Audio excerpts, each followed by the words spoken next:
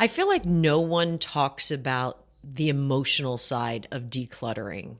And by that, I mean, spending time looking at stuff and things, memorabilia, pictures, vases, teacups that your mom, your grandmother, anybody like passed down to you. Each of those has an emotional tie, and downsizing those or decluttering those can really take a toll on you emotionally if you're not prepared. When I started letting things go, it was after my mom passed away and before I moved into a new house, and honestly, before I retired. It took me a good month to get my head around it. So a month for me kind of preparing to get my head around what did it mean to declutter and how was I going to do it and how was I going to process.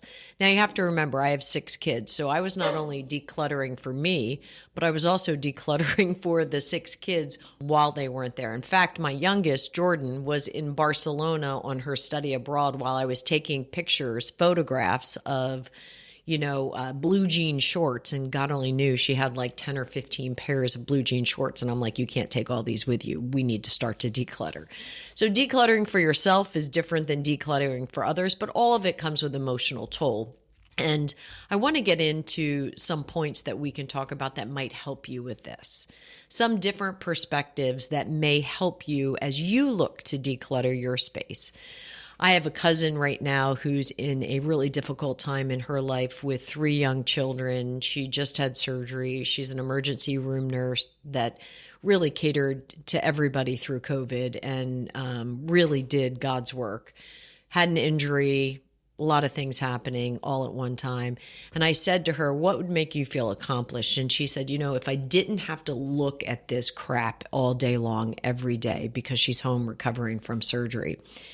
And that brings me to the first point here, because clutter is really a tax you pay every day, visually and emotionally. Clutter, every item that is extra steals time, energy, and brain power from you if it's truly something that you don't need.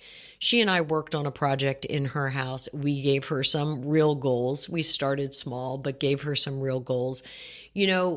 And she's not retired, but she's home like a retiree. She's home like you and I. So your space when you're home, and you're home a lot, gets a little bit smaller, and the clutter seems to magnify. Retirement is supposed to give you time back, not bury you in bins and in clutter. So what I would say on that first point, that clutter is a tax that you pay every day, is if it doesn't serve your life today and it's not going to serve you in the future, it's time to let it go. Now, there's a free download below. If you want structure, there is a decluttering guide that is listed below. I suggest you download it and take a look at it, and maybe that'll help. Let's get to the second point. Memorabilia is not memory. And believe me, I was a college athlete. I used to still have all of my awards. I had my jackets, I had my pins, I had my trophies, I had my old lacrosse sticks. And while they were amazing memorabilia for me, they weren't really the memories. The memories were the people, the games, the experiences, the highs, the lows, the work and the work ethic that it took for me to be a college athlete. So I was able to get rid of the clutter, but I was able to keep the memories.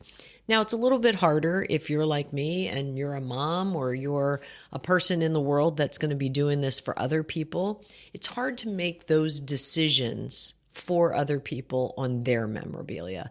And we had that with each one of our kids. Our youngest of our boys is an amazing golfer and went to school on a golf scholarship. And we have more golf trophies and golf balls and pencils and scorecards than we know what to do with. But there comes a time when they need to leave our house and get rid of our clutter. And he and his spouse need to determine whether it's something they want in their house. And that might seem a little bit harsh. And I apologize, but I have a cold, so I'm really trying to get through this without coughing. But that might seem a little bit harsh, but it's not. It's their memory and memorabilia that is becoming your clutter. You got to find a way to get rid of that. The next one, selling your clutter will likely disappoint you. And why is that? The sunk cost that you have in stuff and things is something that you'll always remember. I bought that chair for $500. Someone just offered me $50. I'm not going to sell it. It's a $500 chair. Because you have this impactual relationship between what your financial investment was in stuff and things and what the real market value is potentially for the stuff and things, the disconnect is going to just disappoint you over and over and over again, unless you have something that has ascending valuation, which if you have that, you might want to keep it. If you have the Ming vase that someone handed down to you year after year after year, you might want to keep it, or the painting, or, the jewelry. But if you just have the stuff and things that really is cluttering your space, cluttering your view, cluttering your mind, stealing your time, and disassociating with true value, selling it is going to be really hard. So I would set a rule. I would list your clutter, your items, once. List them once, give it 2 weeks to sell at the price you're willing to sell it. If it doesn't sell, it's time to donate or discard. Because this idea, and I have friends that do this on Facebook Marketplace and all the various different Craigslist and all the various different sites, they will put it up and they'll start it. Let's say I have a $500 chair. I'm going to sell it for $300. And then they'll put it at $275 and then at $250. And again, this piece of clutter that they no longer need, that they're no longer using, that's no longer really part of their world or their future. This piece of clutter is taking up so much time and energy and space. Now, I'm not saying just to throw things out that have value. I would never say that. I'm a big fan of donating. If you've tried to sell this item for 1 week or for 2 weeks at one price and it doesn't sell, consider all the people who could use it. Consider donating the item either to a charity or to a family or to someone that you know that's in need. The next thing, and I've talked a little bit about this, and it's a dicey railroad track that I run with our kids, but our home cannot hold everything of everyone else's and all their legacy. And, 3 of our children, our oldest 3, all have homes. The oldest of our daughters just bought a home. The other 2 are still renting. They're still young, so they're still renting, and they don't have a lot of space, and I get that. But those with homes, if I have your stuff, it's going to be your stuff now. If you have the space to grab this and make the decisions on the decluttering by yourself, because it is your memorabilia, it is your stuff and things, it's time for you to do that. I think where it becomes hard, when my mom passed, my pop brought me in, and my mom had a bunch of clothes, and she had a bunch of, jewelry, not a lot. She had, a couple sets of china, the crystal, the silver that was her grandmother's perhaps. And he brought me in to make the decisions with him about her stuff that was in his house now, right? So we had a lot of long, very emotional conversations about her things. I knew things that really meant a lot to her. Specifically, oddly enough, in each one of her china sets, she loved the teacup. In her mind, that was the best way to determine if it was a good set of china or not a good set of china. It all came down to the teacup. And so what I did was I grabbed the teacups and we donated the china. We tried to sell it. We couldn't sell it. We donated the china. And I gave each one of the teacups to each one of my daughters or daughter-in-laws so that they had a piece of my mom, because that was her thing. She loved to drink coffee out of a hot porcelain teacup. So it's a nice little reminder for them. So you might say to yourself, am I just passing off stuff and things to other people? Only if it has a direct tie to their heart where I knew that they would welcome the gift. Legacy is the story that you live now, not the story that comes tied to items or stuff and things. And I think that's a really important part, a really important thing to keep front of mind while you're going through the decluttering process. The next point is, decluttering is a practice.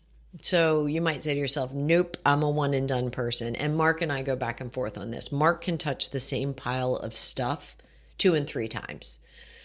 I can maybe touch it twice, but I usually make a decision on the first touch. So I usually try to do this. I give it a simple cadence.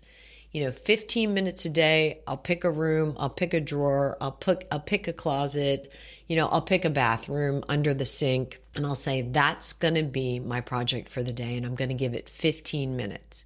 And if there are items in that bathroom, that closet, that drawer that I can't decide in 15 minutes, I leave it to the side and I will go back one more time and make a decision on that.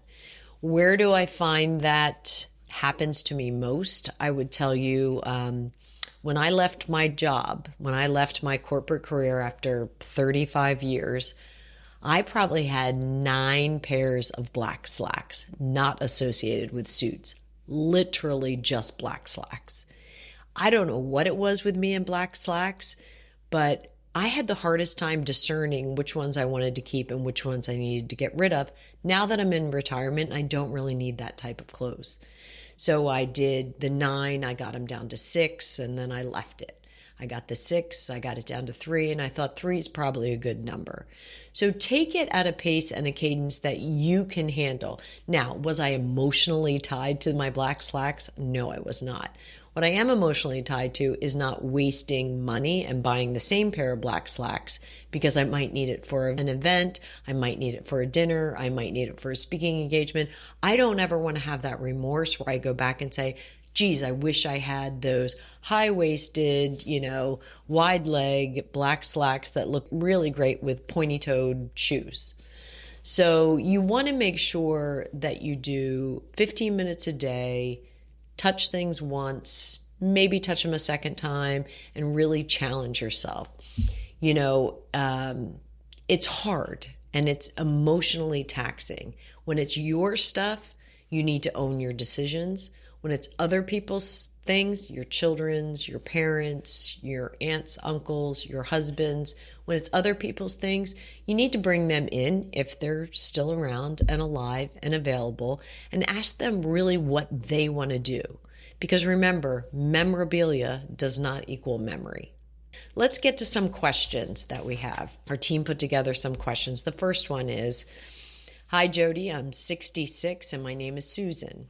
What do you do about adult kids who won't pick up their boxes even though you have them all packed, they know they're there and they're ready to go? Susan, this is going to sound harsh, but what Mark and I did was we shipped them.